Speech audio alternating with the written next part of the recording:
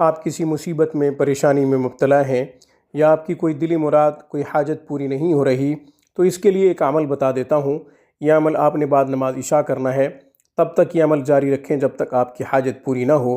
یہ جس مصیبت میں مبتلا ہیں جب تک وہ مصیبت دور نہ ہو جائے تب تک یہ وظیفہ جاری رکھنا ہے۔ طریقہ یہ ہے کہ 2 رکعت نفل صلاۃ الحاجت کی ادا کریں، اس کے بعد درود تنجینا 100 مرتبہ پڑھیں۔